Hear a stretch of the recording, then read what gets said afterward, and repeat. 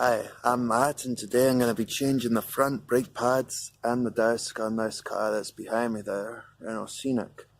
You will need, apart from the car, you'll need the disc, the pads, locking toolkit if the car's got one, and then the jack, axle stand, wheel brace, sockets and a few tools.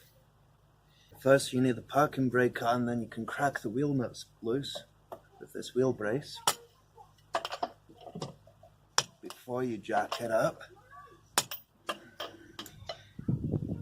Okay, don't take them right off, just crack them loose, then you jack up the car. Okay, with the car on jack stands and lift it up, then you can take the wheel off. Once you've took the wheel off the car, you can get into the brakes.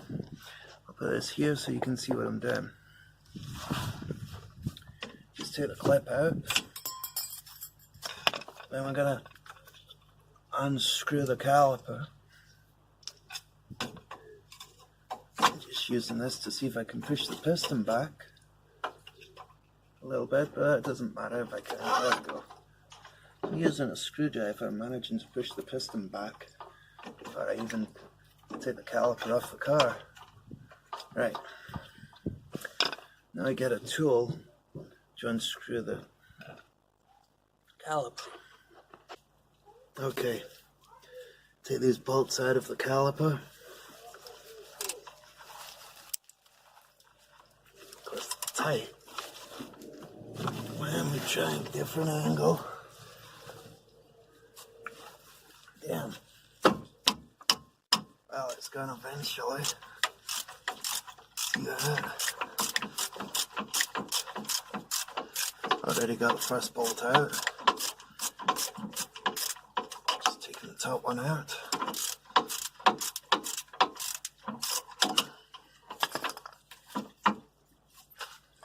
It's gonna be tight all the way.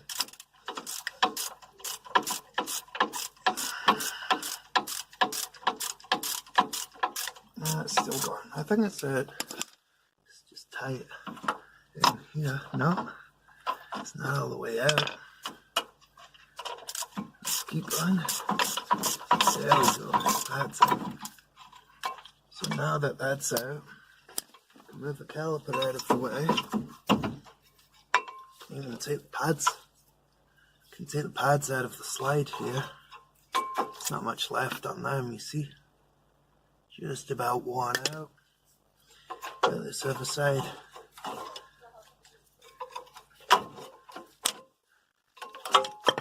That's tight in there as well. That one's not quite as bad.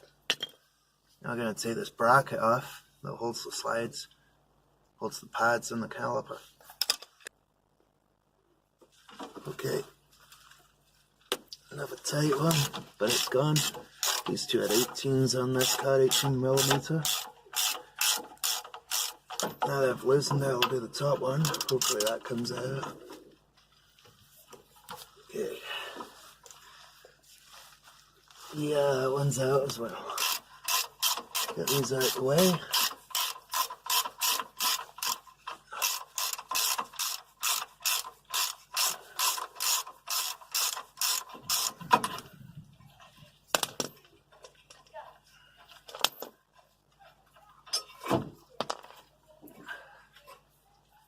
This one's still too tight for my fingers, but it's really slack with the ratchet.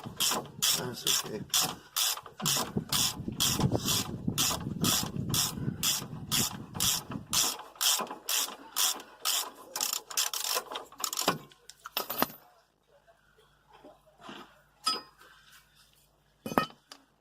Okay, now we take the disc off.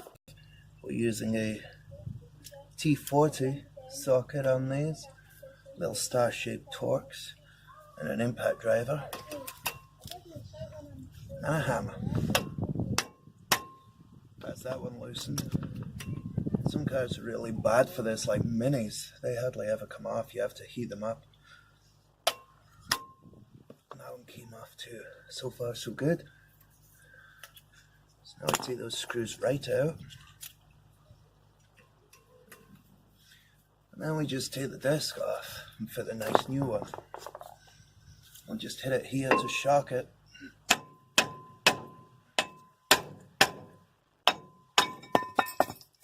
Wow, that came off, which is good. Now we can clean this up, and then we'll put the new disc on.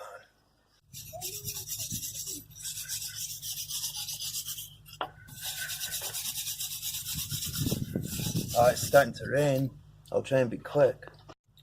Okay, now that that's cleaned up, we can put the disc on. Just trying to do this quick because it's only started to shower. Don't want everything getting wet. My tool's getting rusty because it gets rained on. So, I'm going to tighten it up exactly the same way we took it off. Okay.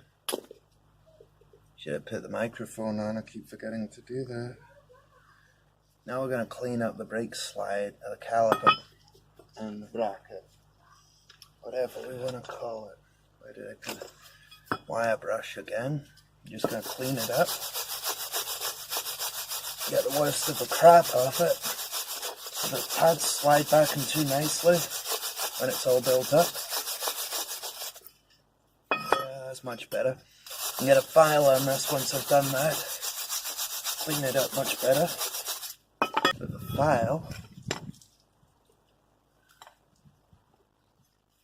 file, I'm just going to clean up this. I'll just adjust that a bit. You can see what I'm on about. Clean this up. Get the rust build up off it. Because this corrodes.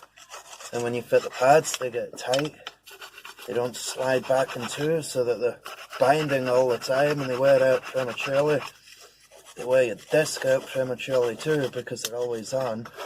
So by doing this, they're going to work properly.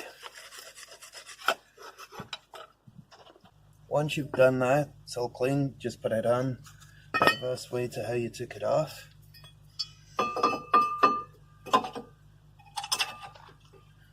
Bolts on the same way you saw me taking it off before. Right. And make sure that's nice and tight.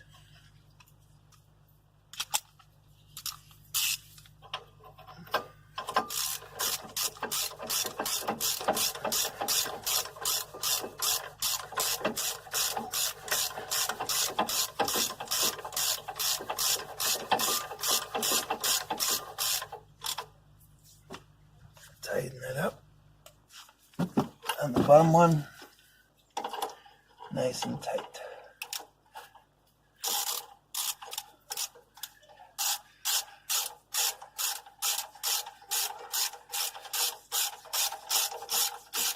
It's really easy actually. Save yourself tons of money doing this stuff yourself instead of taking it to a garage and getting charged a menu price of an hour and a half to change your front disc and pads, which not even as hard as the back ones where you've got calipers to wind in with a special tool, or the electric type that you have to mess about with putting on a stand tool or connecting up to a battery. These are dead easy. If the caliper's not all the way in, as far as you'd like it to go, this one's still got a part in there, needs to come out. That's part of the old pads. If it's not all the way back in, you just get your pliers, water pump pliers, and you can push it all the way in. It's easy as that. No fancy tools needed. So now we put a little bit of grease on the pads. We'll stick them back in. Well, not back in, we're fitting the new ones. So we'll fit the new ones in. I had to touch the screen there because it was in the dark. Keep having to reset it when I move. It's a great phone compared to the last one. Motorola. So much better. The last one was a Motorola, but this one is a new one. I'm going to get some grease and brake grease and touch these up so that it helps. And the pads are back on and greased with pad grease. Now I can build it up again. I've only got two bolts remaining in the clip, and the wheel goes on. Like I say, doesn't take long, it's not really difficult, but it could save you heaps of money doing it yourself. Even if you have to buy the tools to do it, at least you've got them for anything else that you need to do. They'll pay for themselves the first time you use them.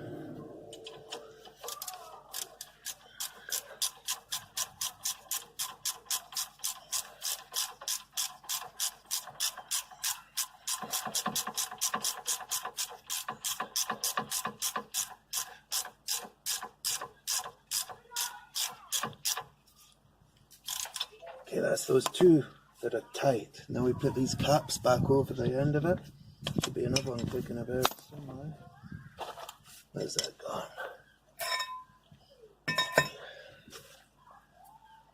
Where's it going? Here it is, I'm kneeling on it. So the other one goes on. Put a clip on. Shoot that over here.